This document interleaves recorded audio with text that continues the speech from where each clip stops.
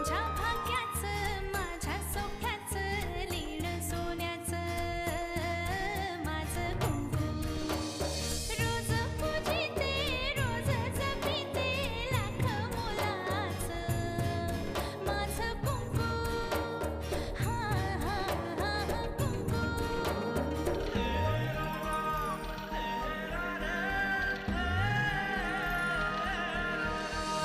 मन माझे घर झाले त्याचे मोर स्वप्नाचा दारी नाचे शब्द त्याचे अमृताचे स्पर्श त्याचे चांदण्याचे त्याच्या श्वासाचे त्याच्या डोळ्याचे गुज सांगते माझं कुंकू हा हा हा कुंकू हा हा हा कुंकू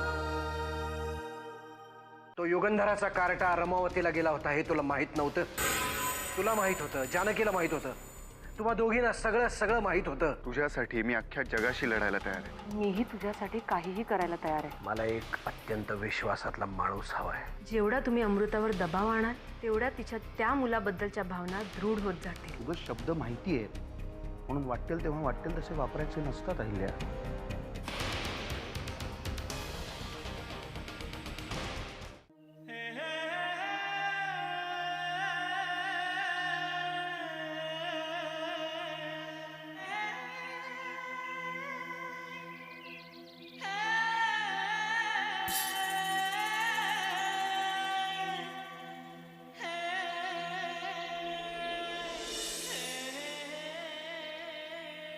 काय ग तू इथे का थांबलीस? आधी ना आम्ही सगळ्या मैत्रिणी इकडेच येऊन थांबायचो, टक लावून पाहायचो, एकमेकींना चिडवायचो सुद्धा. आणि बघता बघता छोटीशी जानकी सौभाग्यवती जानकी झाली. आजच्या दिवशी सगळ्याच बायका इकडे येतात, वडाच्या झाडाला 7 फेऱ्या मारतात, पुढच्या 7 जन्मी तोच नवरा मिळावा म्हणून. तू कसाही असला तरी तीच तर गंमत आहे ना. प्रत्येक बाईला असं वाटतं की आपल्या भक्तीमुळे आज ना उद्या आपला नवरा बदले, आपल्याशी चांगलं वागायला लागेल, आणि तो कसाही असला तरी पुढचे 7 जन्म तोच मिळावा म्हणून प्रार्थना करतात. तुला आता नाही पटायचं. जेव्हा तुझं लग्न होऊन तू आर्यांच्या घरी जाशील ना, तेव्हा त्यानंतर आपोआपच आजच्या दिवशी तुझी पावलं इकडे वळतील. बघूया. मला नाही वाटत. बाबांची जर माझ्यावर अशीच कृपा राहिली ना, तर या जन्मी तर सोड, पुढच्या 7 जन्मात सुद्धा मला वाटत नाही मी त्याच्याशी लग्न करू शकेन. अमृता, आजच्या दिवशी तरी असं नको बोलूस. आजचा दिवस चांगला आहे, चांगलं बोल, चांगलंच घडेल.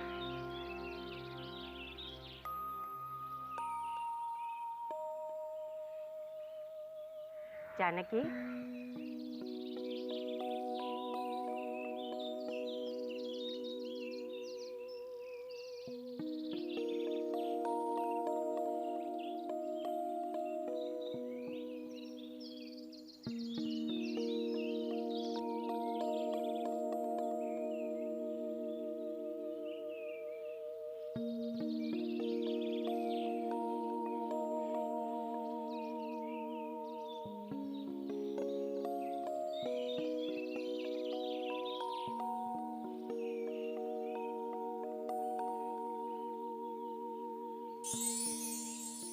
आई,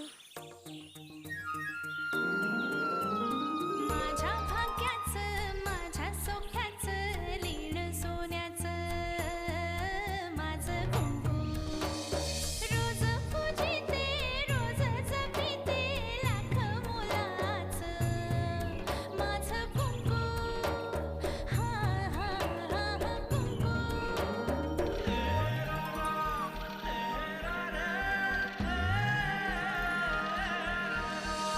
मन माझे घर झाले त्याचे मोर स्वप्नाचा दारी नाचे शब्द त्याचे अमृताचे स्पर्श त्याचे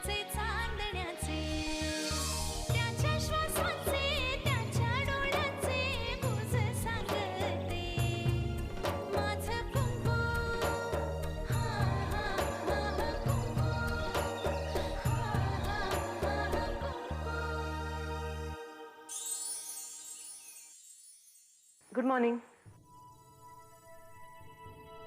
गुड मॉर्निंग. नाश्ता तयार आहे. ठीक आहे. काय झालं? झालं तुमचं काही बोलणं? कोणाशी? अमृताशी. तुम्ही बोलणार होता ना? हां, बोलेन मी तिच्याशी वेळ पाहून. वेळ पाहून? प्लीज लवकरात लवकर बोला तिच्याशी. अशा प्रकरणात वेळ पाहून पावलं उचलता येत नाही हो. आपल्या हातून कधी वेळ निघून जाईल सांगता येत नाही.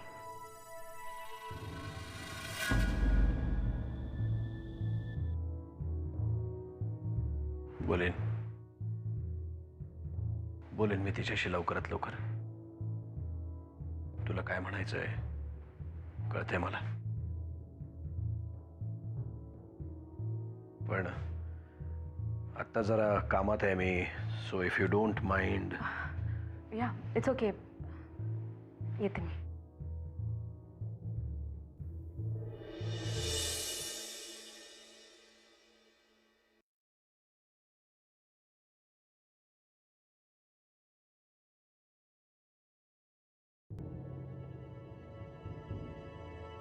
आत्या, ये.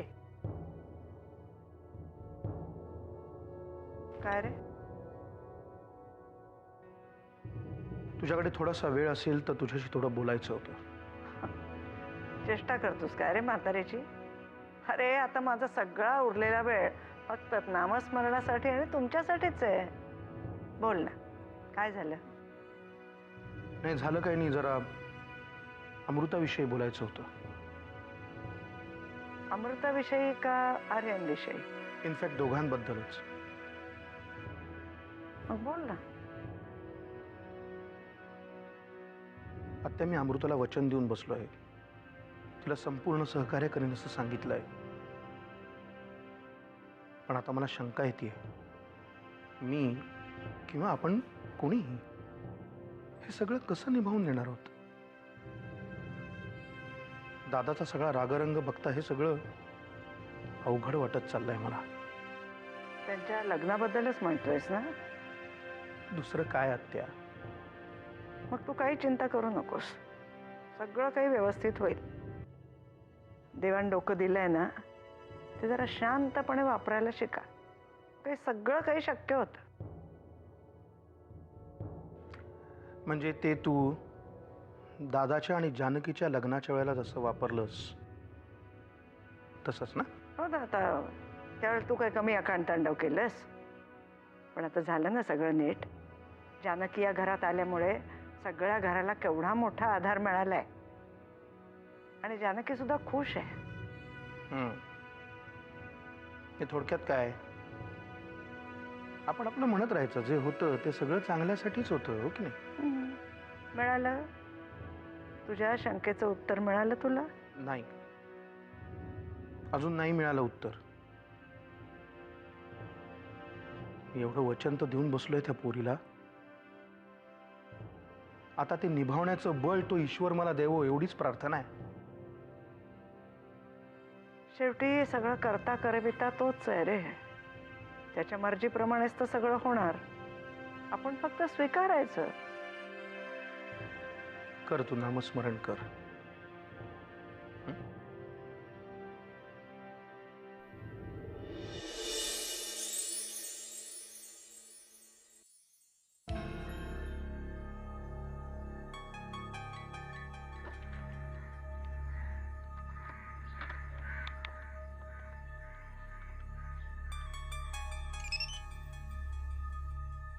हॅलो जानकी, मी बोलतोय आर्यन. आर्यन, तू तू कुठून बोलतोय? तू मुंबईला गेला नाहीस अजून? नाही, हे बघ, मी तेच सांगायला फोन केला. मी मुंबईला गेलोच नाहीये. मी इथेच रमावतीच्या जवळ विंचुर्णी गावात आहे. का? तू तुझ्या घरी का नाही परत गेला? जानकी, माझं ऐकून घेणार आहेस का तू? हे बघ, मी विंचुर्णी गावात शिवम लॉजच्या इथे थांबलोय. प्लीज तू लगेच इथे ये आणि मला भेट. काय? हो आणि हे बघ तू एकटीच ये. अमृताला यातलं काही कळू देऊ नकोस. हा आर्यन, तू का मला सारखं सारखं असं जानकी प्लीज माझं ऐकणार आहेस का तू? तुला जे बोलायचंय ना ते इथे आल्यावर बोल, पण प्लीज लगेच ये. मला तुझ्याशी महत्वाचं काहीतरी बोलायचंय. प्लीज जानकी.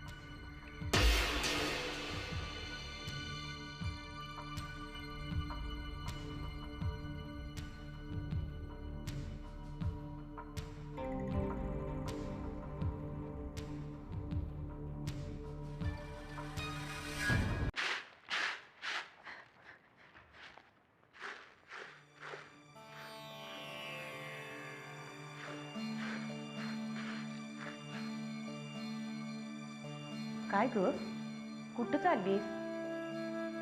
ते जरा बाहेर जाऊन येते मी. बाहेर?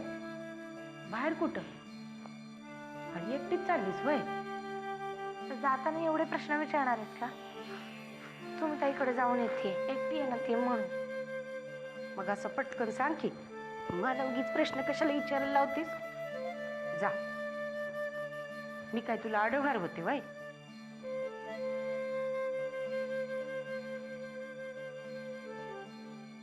आता तू विचारायच्या आत सांगते. मी तुम्ही ताईकडे चालली आहे तिला भेटायला. अगं हो हो, एवढं वैतागायला काय झालंय? मला माहिती आहे तू सुमित्रा काकूला भेटायला चालली असते. आणि तसंही मी ते विचारायला आलेच नव्हते. मला जरा वेगळंच बोलायचं. बोल पटकन, मला उशीर होतोय. जाऊ दे, तुला नसेल ऐकायचं तर मलाही नाही सांगायचं. चुकले, सांग तू. नाही वैतागणार आता, सांग. जानकी, काल आर्यनचा फोन आला होता. तो सांगत होता की तो रमावती सोडून गेलाय. माहितीये. तुला कसं माहित? अगं म्हणजे आता इकडे एवढं घडल्यानंतर तो कसा राहील ना रमावतीत, म्हणून म्हटलं माहितीये. हां, बिचाराला माझ्यासाठी अजून काय काय करावं लागणार आहे कोणास ठाऊक. जवळच्याच कुठल्या तरी गावात राहतोय म्हणाला. बरं, जानकी, पुढे कसं होईल ग आमचं? सगळं ठीक होईल. नको विचार करूस तू. जानकी, मी येऊ तुझ्याबरोबर सुमित्रा काकूला भेटायला? नाही नको. तू आणि गड्या नदीवर जाणार होतात ना? जा ना मग. नाही, तू बरोबर असलीस की मला पण काळजी वाटणार नाही. तू एकटा जायला नको ना, म्हणून मी येतच भेटून. हां,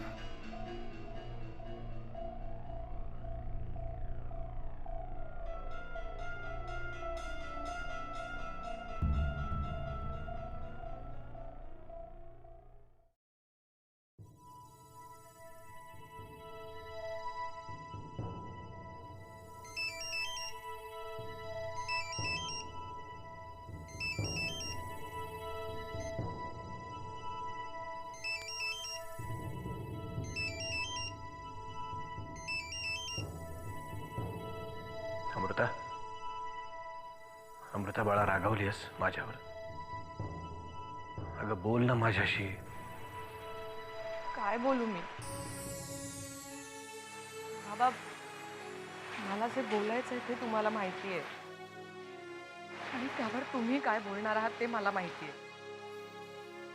तेच सांगतोय मी तुला बाळा. तुला काय वाटतं? तुला रागवायला, तुला ओरडायला मला आवडतं असं वाटतं तुला? नाही बाळा,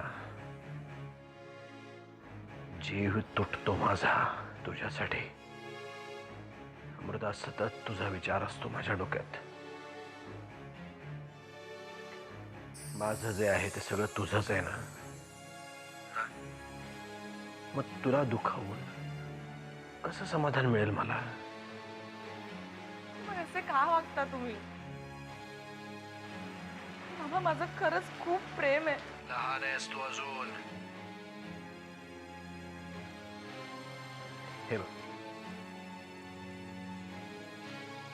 हे बघ अमृता, मी काय सांगतोय ना ते नीट ऐक. संसार, दुनियादारी यापासून खूप लांब आहेस तू अजून. मी काय बोलतोय कळतंय का तुला? कळतंय पण पटत नाहीये मला. तेच सांगतोय मी तुला अमृता. तुझं हे वयच असं आहे की मी तुला कितीही पटवून देण्याचा प्रयत्न केला तरी तुला ते पटणारच नाही. म्हणूनच माझं म्हणणं आहे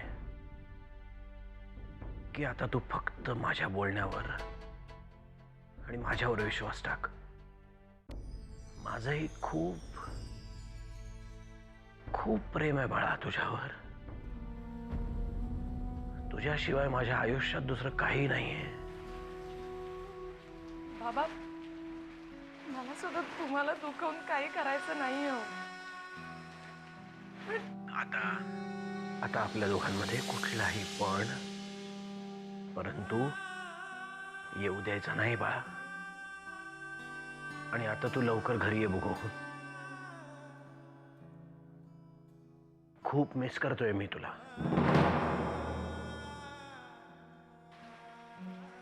मिसिंग यू टू. ठेवू फोन. बाय. बाय बाळा. Take care of yourself and your Baba.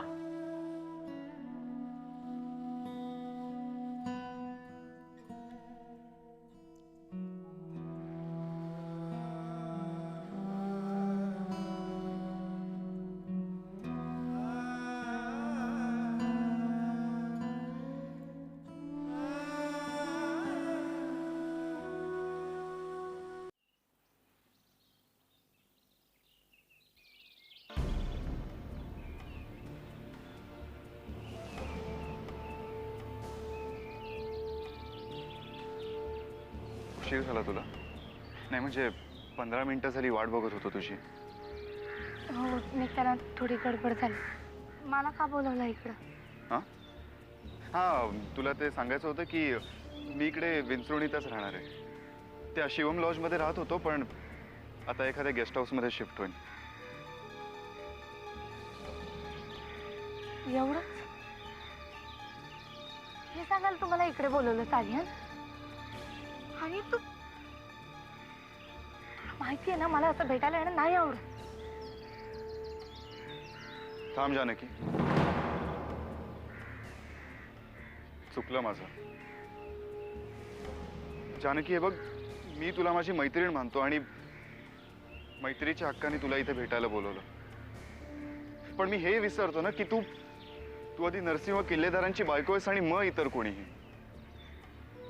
हे बघ आर्यन, तुला हेच म्हणायचं होतं ना जानकी की मी हे सगळं करतोय ते मुद्दामून करतोय. मला असं काही बरोबर आहे जानकी. जानकी तू मला अजून ओळखलंच नाहीयेस आणि जिथे ओळखच नाही तिथे तू माझ्यावर विश्वास ठेवावास अशी अपेक्षा करणे चूक आहे ना. जा तू जानकी. तुला इथे बोलवलं आणि तुला त्रास दिला याबद्दल आय एम सॉरी. आर्यन मला असं नव्हतं म्हणायचं पण काय जानकी? जानकी फक्त एक गोष्ट लक्षात घे. मी एकटा लढतोय नरसिंह किल्लेदारांसारख्या मोठ्या माणसाशी. अशा माणसाशी ज्यांनी जर मनात आणलं ना तर तो कधीही आणि केव्हाही माझा जीव घेऊ शकतोय. जसा माझ्या वडिलांचा घेतला तसाच. कधीही आणि केव्हाही माझा जीव घेऊ शकतोय. जसा माझ्या वडिलांचा घेतला तसाच. आर्यन आर्यन आर्यन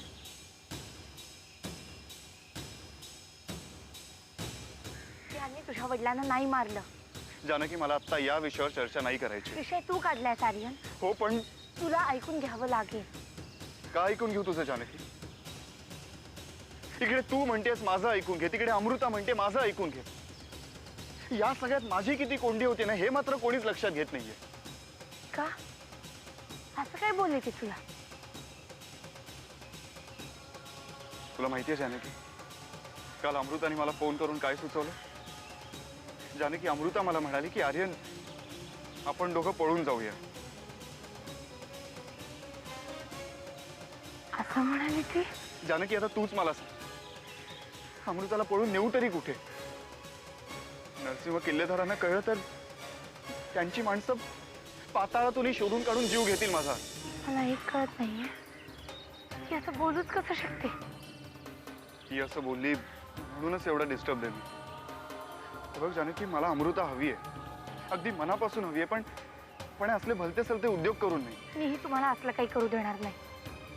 हो जानकी, पण हे बघ, तू उगाच लगेच जाऊन अमृताला काही बोलू नकोस, नाहीतर उगाच ती काहीतरी घोळ घालेल म्हणून. त्यातून माझा फोनही बंद आहे. घरी फोन करायचा होता आईला. आणि जानकी, मला तुझा फोन दे ना प्लीज.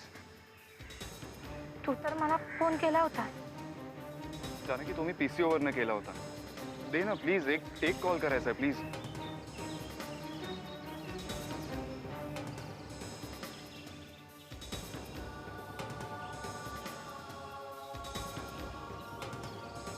जानकी, अमृता मला म्हणाली की आर्य, आपण दोघं पळून जाऊया.